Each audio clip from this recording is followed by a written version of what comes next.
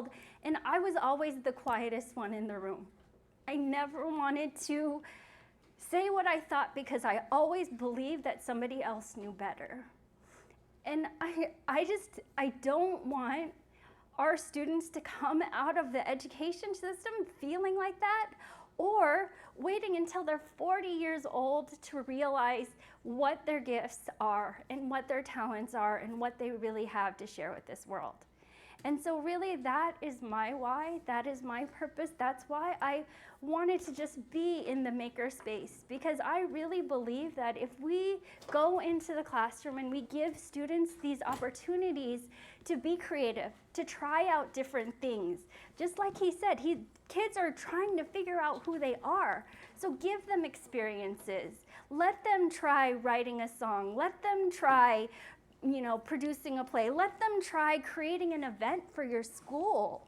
I mean, that's why I went and I made all these bags by hand. It took a long time, and I did most of the work at home after hours, but I did it so that I could have this experience, me going through it myself.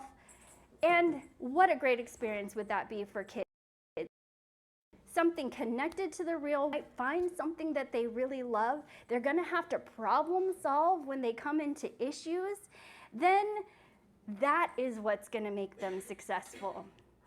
I don't know if I got the go ahead, and maybe I'm just gonna go ahead with my slides. You're good to go. Am I good to go? Yay! Okay, so thank you for everybody who's tuning in virtually. I've been just trying to do a little bit of an introduction, but I didn't want to go through my slides because I feel like I have something really important to say in this session, so I appreciate that all of you are here with me.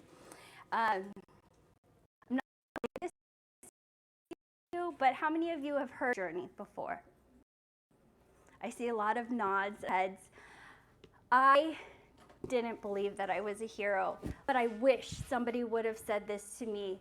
Welcome to this class where you are a hero and you are on your journey to find the best version of yourself. Because no matter what anybody tells you, even if you're tempted to try and be like everybody else and fit in, that's not what's going to make you successful in life. What's going to make you successful in life is for you to find your strengths and talents and to figure out what's going to make you shine in this world. And you are on this hero's journey, and in this classroom this year, it's your job to figure that out, and I'm going to help you along the way. And you have lots of adults in your life that can help mentor and guide you, and friends in this classroom that can help you along your journey.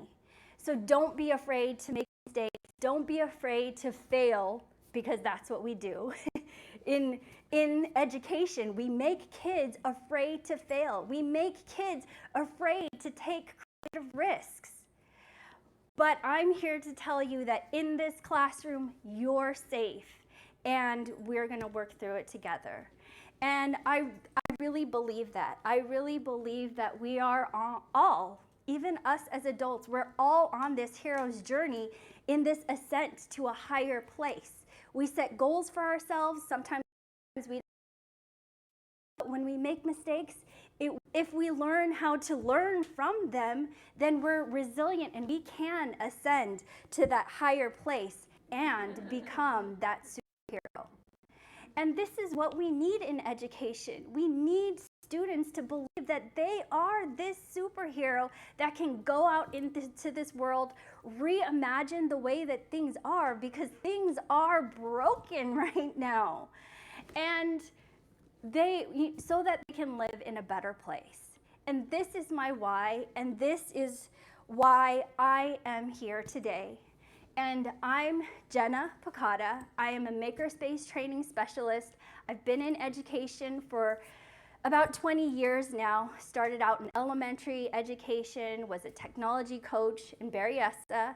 I moved over to the Union School District in San Jose, where I taught middle school math and science and became a technology TOSA over there before coming here to the county office. I was in educational technology, which I love, which I created that GIF, that animated GIF of me as a superhero because I loved ed tech. And so that started my creative journey, but what really sealed it for me was going to the Krause Center of Innovation and being a part of their Makerspace certification program. Look it up if you are ever interested. Go, sometimes they offer programs where they will pay the tuition for teachers. I know the last cohort they did, and it was amazing and it changed my life. And so I really owe a lot to them and the possibility that I had. How many of you know the late, great Sir Ken Robinson? I see some hands. If you haven't watched this TED Talk, I want you to watch it. It's called Do Schools Kill Creativity? And along my journey, I shared with you in the room my journey, and I feel like schools killed creativity for me, and that's why I'm here. In the very end, he says, our task is to educate the whole being so they can face this future. Because he says that we educate students from the waist up and slightly towards one side. We don't develop their creative minds to be those problem solvers that we need for this future. And so that's why I really point to him. I wish I had a slide for Dr. Christopher Emdin, but you saw it. If you were in the opening keynote, you saw that that's my why. Teaching kids to be creative is the path towards liberation and freedom. And so today, this is what I would love. And we're gonna go at a really fast pace because we started late. Oh my gosh, I don't even know. I'm gonna see if we can just do something. I'll quickly go through my slides, but benefits of maker's mindset, connection between makerspace learning and universal design for learning, and then I want to engage in some low pressure creative activities. I might have to cut some out. And this one, okay. Valuing you as expert learners. Ideally, if I would have started on time, I was going to give everybody 2 minutes to set up their learning environment just so that you're set and ready to go. This is good practice. Don't follow what I'm doing today, but I feel bad that I'm not doing that. Also, if you want to follow along on these slides or get these resources, the link is there at the bottom of the slides. So I'm going to skip past this. Another quote, Brene Brown says, there's no innovation in creativity without failure, period. We teach kids, we have this culture of perfection, and I myself fell into that culture. I am a perfectionist. I want to say I was a perfectionist because I'm trying to unlearn that right now, that we don't need to be perfect, that if we fail, it's okay, as long know how to pick ourselves back up and keep going. So here are some norms that I like for a maker's mindset is just to respect others, their ideas and their efforts. We all have ideas, and even if I don't think there's any bad ideas, because that I thought there were bad ideas. That's why I never said anything when I was in a room. I didn't want to be wrong. But students need to know that it's okay to throw out ideas. That could be a seed to something great. It's okay to fail. And it's important to ask lots of questions and share your knowledge. Curiosity. I was the person who never asked questions. I never wanted to inconvenience somebody. But it's so important. If you want to learn, don't be afraid to ask questions and share your knowledge. So I do want to start with this. On a scale of 1 to 5, how creative are you? I want you to show me a number, and sorry, for those of you who are virtual, I don't know how to see the chat right now. I don't think I have it. We're seeing it. Okay. Yeah. I don't have it open on my computer, but if you can show me on a scale of 1 to 5, how creative do you feel right now in this moment?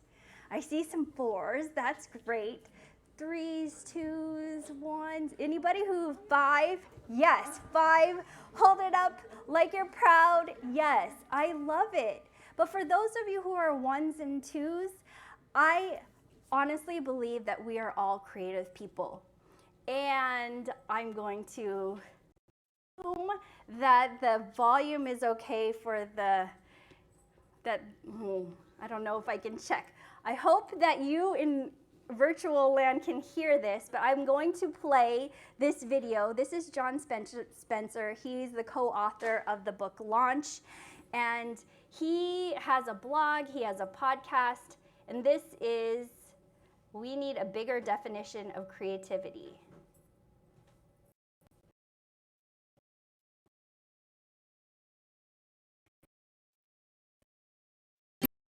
The word creative, you might think of a painter or an author or a photographer or a filmmaker or a chef. In other words, you might think of people who make things. I think it's what we mean when we use a label like creative type. But there's no such thing as creative type. We are all creative, every one of us. We just need a bigger definition of creativity. Yes, creativity involves making things, but it can also mean mashing up ideas in innovative ways. It can mean thinking differently about data and finding unique solutions to practical problems. It can mean hacking systems and tweaking things in unusual ways. It can mean exploring ideas and navigating information until you become an expert curator. It can mean designing systems that empower the creative work of others. It can mean creating change in the world by speaking truth and leading movements and interacting with people. See, each of these creative approaches shape our world in profound ways. And the more we see the creativity all around us, the more we are able to appreciate the creativity inside ourselves.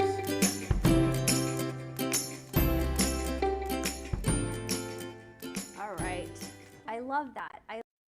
He gives a bigger definition to creativity, because now that I've engaged in a lot of creative activities, I'm starting to see creativity everywhere. I see the creativity in math. I see the creativity in writing and the different approaches that students take when they go to write a piece. So there's creativity everywhere, and we just need to believe in ourselves that we are creative people in order to give those experiences to students so that they can find their okay, hold on. There we go. So, co-author of Launch, the book that it's a book about like design thinking, and George Couros is another person, and he says these are the 7 things that happen when kids embrace a maker mindset. Engage in iterative thinking, problem solvers, think divergently, take creative risks, own the creative process, become systems thinkers, and grow more empathetic. Ever since I started making, I am more in tune to all my friends and people in my life because I just want to make stuff for them.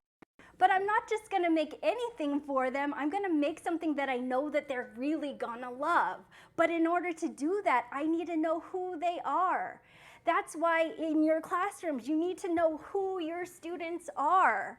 And you can get them to be more empathetic towards one another. If they're making gifts for one another, they can be more empathetic to a character in the book. If they're thinking about, oh, if I made something that was a gift for this character, what would I do? There's a huge computational thinking process that goes into that. And so this is why it's important to have a maker's mindset in the classroom. Now, you don't even have to have a makerspace. How many of you work at a school that has a space that is dedicated to making? Awesome. And it's really cool if you do. But if you don't, does that mean you just don't give your students those experiences? This is all you need. I don't know where I'm off camera, but I just pulled in a wagon and I just put everything, not everything because I'm saving some things for later on in this conference, but I just put a bunch of stuff in there, and then it's just like, we're just going to be creative and we're going to make. And I have all of these containers from the pandemic. I'm not throwing things away because I'm trying to repurpose them. So we can get students to really think creatively. But here, it begins with, can you draw? Raise your hand if you feel like you can draw. Okay. How many of you really think that you can't draw? Okay. I'm going to prove you wrong. I'm going to prove you wrong. And people who are out there watching virtually, I want you to do this with me. Everybody, put your finger in the air. Draw a circle, square, triangle, line, and a dot. You can draw. Congratulations. Oh my goodness. That's all you need to know how to draw. This is why we've totally shut down creativity, but really it lives within all of us. Mike Rohde, the author of Sketchnote Handbook, he broke it down into these 5 basic elements. If you can draw those 5 things, then you can draw anything.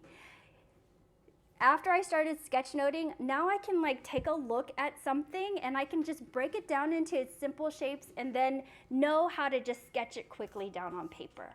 And it's important to know how to draw, because if we're going to prototype things, if we're going to have students making things and trying to get ideas quickly down on paper, they need to be able to draw and sketch really quickly. And eventually, once they build their visual library, once they build that creative confidence, they start to think bigger and bigger, and then they can all of a sudden start to design in 3D. And then you can have them do things with a 3D printer. So start with the basics, and with this, it's all about ideas, not art. So I was gonna try and do this quick activity with you, although, let's see. I can't. Okay, we're gonna skip through this because I want to get to the other making part of it, but please go back to my slides and try this. This is a fun activity to get students drawing quickly. What it does is the computer tries to guess your drawing in 20 seconds. So you have 20 seconds to draw a picture, and then it's just fun, and it's cool, and it fed the AI that goes into this tool, which is AutoDraw, which maybe I will click on just to kind of show, oh, maybe not. I have a Mac, so whenever I'm on one of these computers, it's AutoDraw.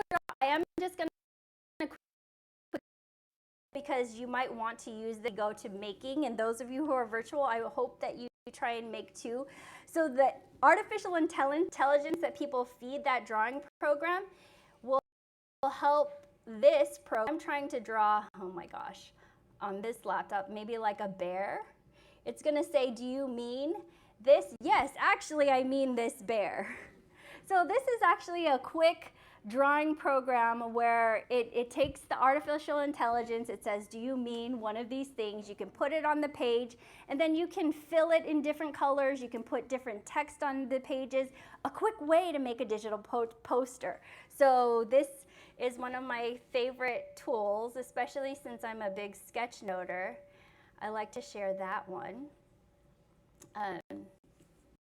But here's the creativity challenge. Let's see if we can do it. Oh my gosh, so this clock is off, so I actually have 30 minutes with you. Is that correct? Yes. Okay, so what we're gonna do today is I want to get to know each and every single one of you. So I want you to share your name in a creative way, to teach its origin story or something unique about you. I told you that everybody has something special and unique, and it's our job as educators to learn what those things are. So I have a choice board. There are lots of different things that you can do. It could be just a doodle in your notebook.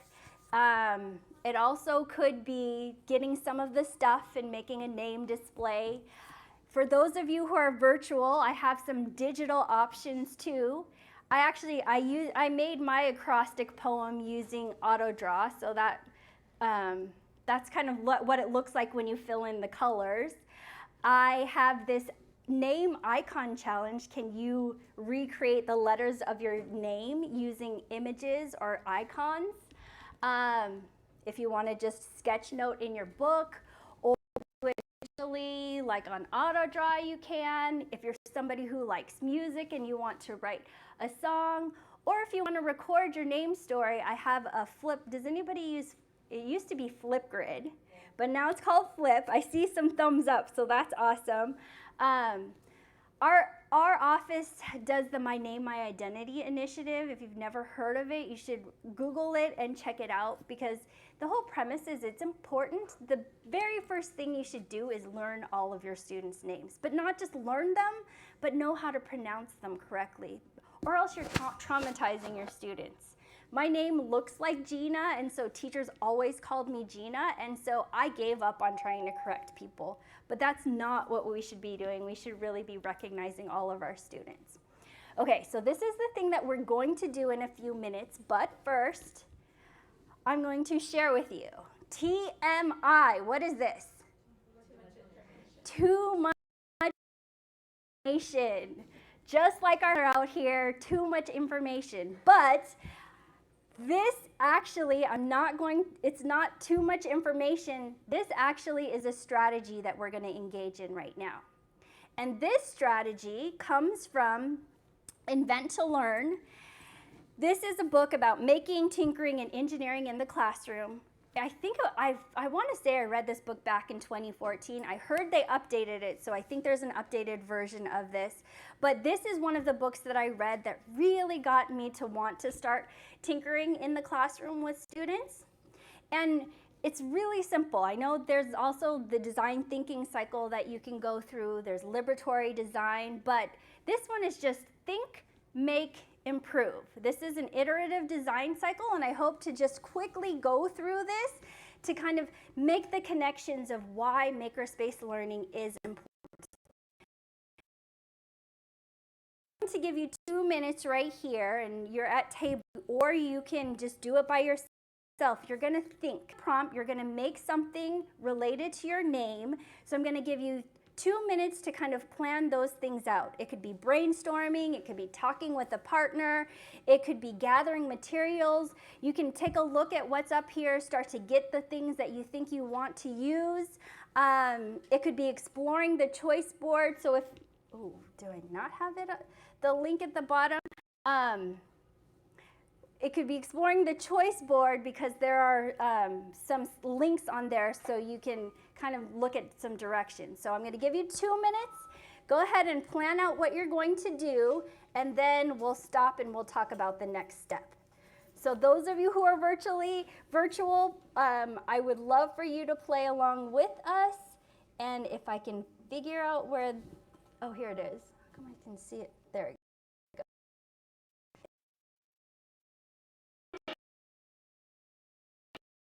Ready to engage in this task.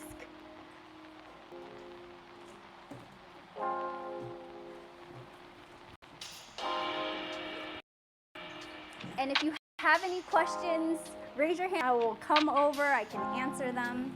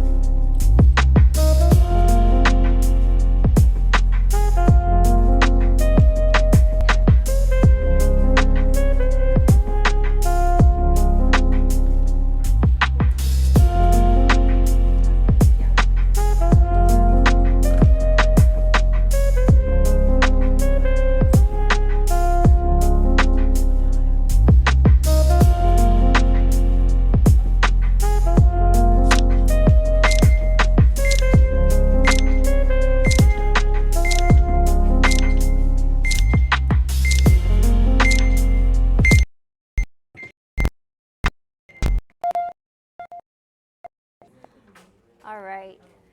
Can you turn, JJ, can you turn that up just a little? I didn't realize that was the mic volume. Okay. All right. So there's 2 minutes. Ideally, I would probably give you a little bit more time to do that.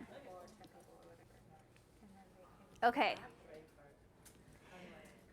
So give me a thumbs up if you were able to do at least a little bit of a plan, and so you now have a little bit more of an idea of what you're going to do. Okay. All right. Now that you have an idea of what you're going to do, you are going to get, okay, I'm just going to try and have you do this in 5 minutes. I'm off because that clock is off. But 5 minutes, you're going to get, oh yes, you're right, it is. Thank you, I will look at that one. But before I have you make, I'm going to share with you, this is another resources. I'm full of resources. I love reading books. This is a great one for in the classroom because it has a lot of great activities that can be implemented in the classroom. So this is Intention, Critical Creativity in the Classroom by Amy Burvall and Dan Ryder. And they say when students make connections, transform knowledge, and articulate the reasons behind their creative choices, learning becomes more sticky, meaningful, and authentic. So when you make something, I want you to think about the intention behind it. Why did I choose the color that I chose? Why did I choose the font that I chose? Does it have a certain meaning? So as you make, think about the intention that you're putting behind all of those creative choices. And remember, this is your first time. Does it have to be perfect? No, it doesn't have to be perfect. Just do what you can in 5 minutes. If you didn't finish, that's okay. I just want you to start something. So go ahead, and here's your 5 minutes. And for those of you who are virtual, please follow along. And there's a Padlet, so I would love for you to click on this Padlet and then share your creation there as well. So go ahead and create.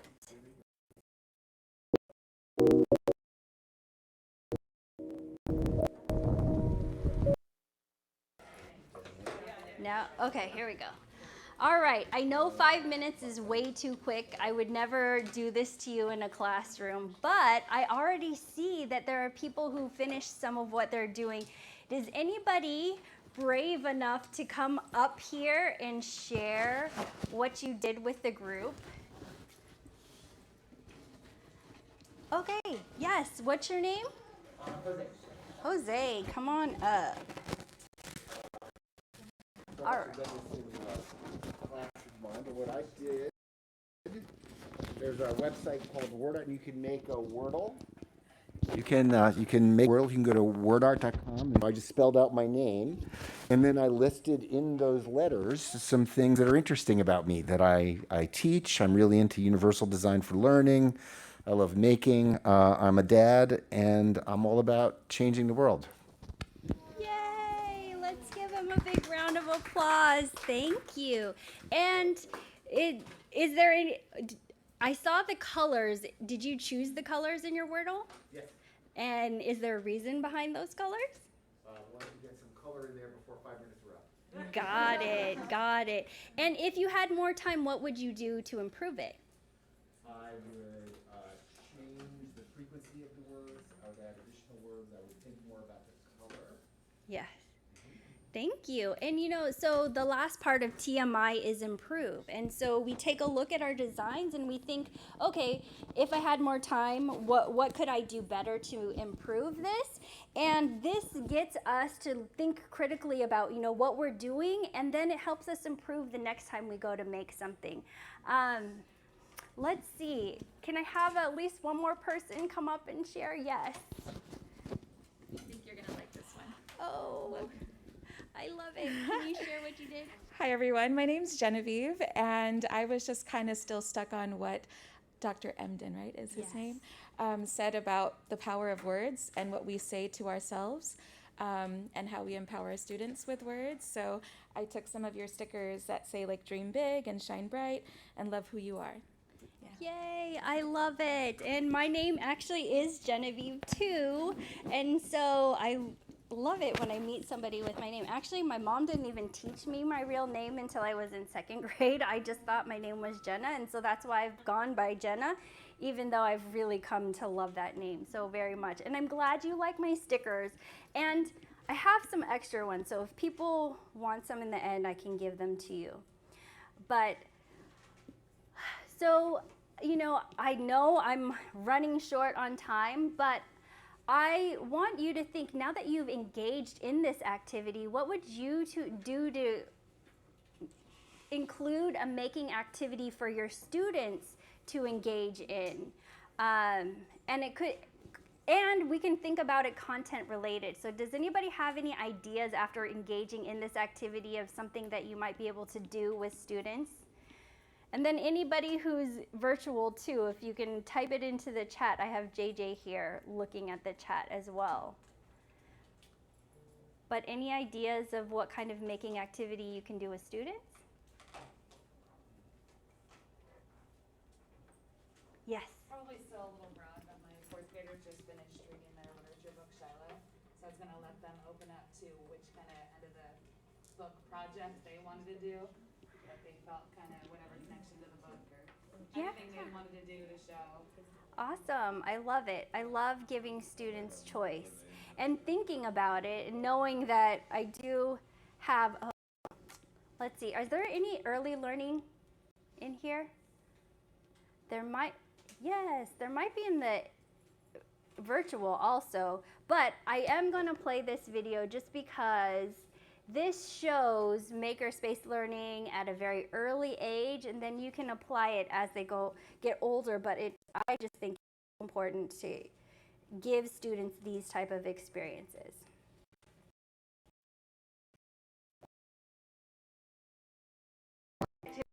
A lot of skills at one time, both cognitive and social emotional.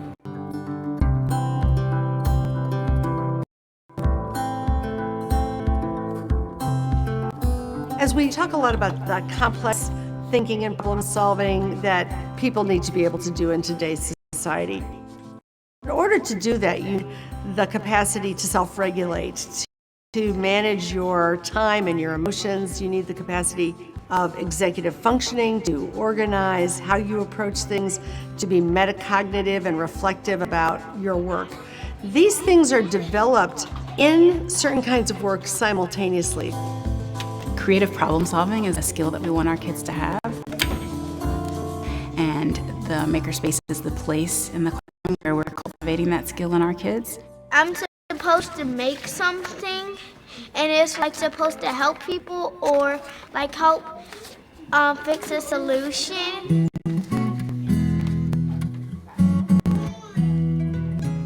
Alright, so let's go to your design. She'll get your approval so that you can start.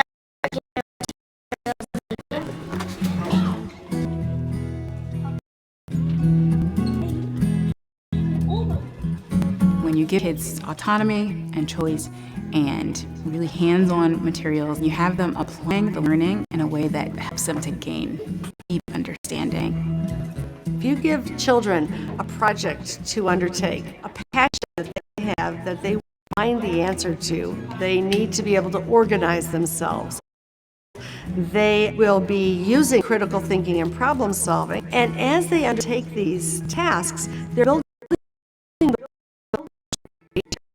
and they're also building the cognitive abilities to demonstrate. It's almost second nature to them that you keep working.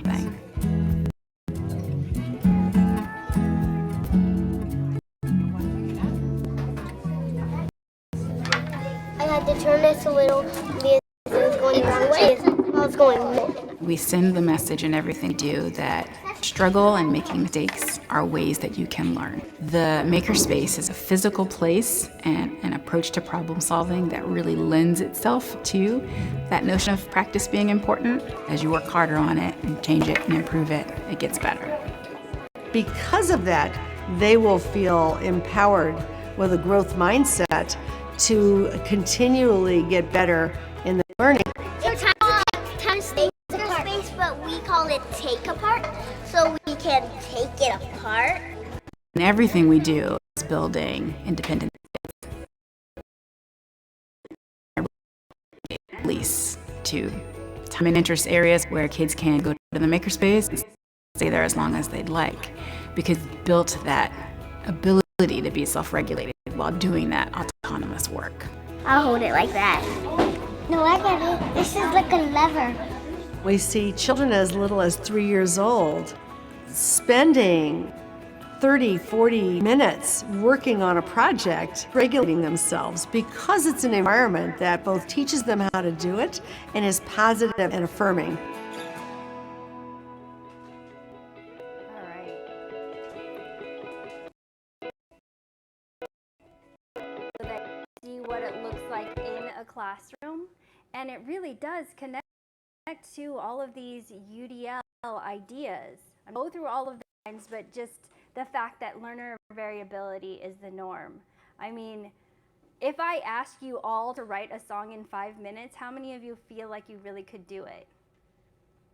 Yay! And that's great. We're gonna have some students who do it, but then I'm not thinking about the rest of the students in the classroom. So I really wanted to make sure I was giving you lots of choice. Barriers are in the design and not the learner. When you see a student struggling, what are those barriers that you can help remove so that they can become successful? And exactly what you just saw in that video, the goal is to become expert learners. You want students, and students at that young age, to be able to know themselves, to know what kinds of things that they need to choose for themselves. If you have a classroom where the materials and the spaces are respected, they know how to grab the things that they need to help them learn, that's the kind of classroom that you really want to try and create. And so if I had more time, I was going to have us look at this chart and think about, where in this chart did you show skills of an expert learner as you were making that thing? Did you formulate plans for learning? Were you monitoring your own progress? Were you recognizing the tools and resources that were going to help you? I saw some people on the computer taking a look at things. I saw some people really engaged in just trying things out. I saw some people starting to sketch right away. So you know yourself as an expert learner. How can we get our students to know themselves as expert learners? And I'm going to skip through some of this, the UDL guidelines. I know that you're already doing a lot of things in the classroom, but my question to you is, how can you get your students to be doing some really creative things so that they ultimately can share who they are and what their voice is? And so I love that Genevieve found these stickers. I created these stickers in the Makerspace. I mean, on my iPad, I just drew simple sketches. If you look, it's just a heart and a star and a flower and a sun and this megaphone. And then I just put text, but I was very intentional about the kinds of the font that I used. And I did it for a purpose. Our office, we were asked to put backpacks together for students at the beginning of the school year. Of course, I didn't want to just throw things in a backpack. I wanted to personalize it, and I didn't know who these students were, but I thought, what is my message that I want to send out into this world? What is the message that I want for students? I want students to find their creative voice. This has been my why for so long. So I decided I'm going to make a sticker sheet. I'm going to stick it in the backpack. I'm going to put a little special note from me so that that student sees it and they know that they are special no matter what anybody else tells them. And so I really want you to help your students find their creative voice. And I mean, it starts with the basics. This is my creative process right here. When I first got my iPad Pro, I totally didn't even know what to do. The only thing I could do was write my name, Genevieve. I actually went by Genevieve in Union because it was easier for people to pronounce. And so that's all I could do. And then I'm like, okay, I think I can draw a little bit better than that. So I sat in front of the TV and I practiced doodling because I wanted to learn how to sketch note. And then I'm like, oh, I'm a really big Warriors fan, so what can I do? Like, I started drawing the Warriors logos. And I'm like, oh, I have a Sphero. Let me put it on the case of my Sphero and see what happens. I can create my own logo. Then, when I went to KCI to their Makerspace, what can I do there? I found the laser cutter. Let me try some things out. I prototyped a tag for my dog. It broke within 2 months, but it was a learning process. And then I created my own logo, and then these are the onesies I give my cousins when they have new babies. It says first time Dubs fan. I do it for Niners and Raiders and all of that, but I created this. And never before would I have imagined that I could have done something like that. But once I started to be creative and explore and play and try new things, that is the creative journey and the creative path that we can set our students on if we give them the chance. And it's all about this mindset. So can we help change mindset in the classroom? I did this animated sketch note, and just to show critical thinking is a process that must be infused with content. So if you take the content that you're using in your class and give students opportunities to really think through some important processes, and they can really become successful students. And so I'm gonna let you go out into this world. This is one for you to do on your own, but I would love to see it, and I would love for you to share it with me. Create a sticker that sends a message that you care about. And if in the next couple days you want me to help you make that sticker, I'm gonna be in the Makerspace for the rest of this conference. There's crickets down there, there's computers, my iPad's being used for the green screen, but we can be creative in putting something together, and I can help you make a sticker sheet. But I think I'm going to end that there. Well, okay, I think it's really important that we do reflect on our learning. So in your notebooks or somewhere, I want you to jot down something that you learned from this session.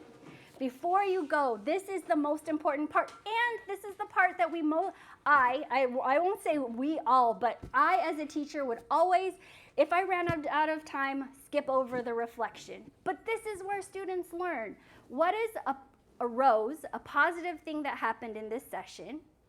What is a thorn, a challenge that you experienced, or something that you could use some more support with? So maybe creating these creative experiences for students is going to be a struggle for you, and that's okay.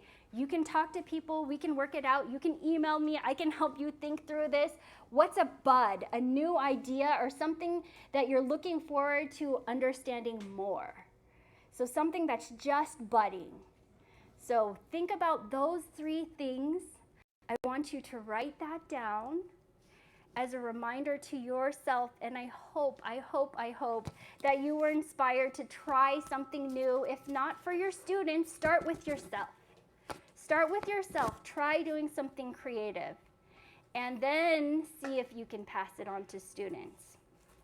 And so I want to thank all of you so much for being here. I wish we had time to share everything. I feel bad that I kind of skipped over that part, but I would love, if you want to share, I would love to take a picture of what you did and post it on the Padlet, or you can post your thing on the Padlet in my slide deck.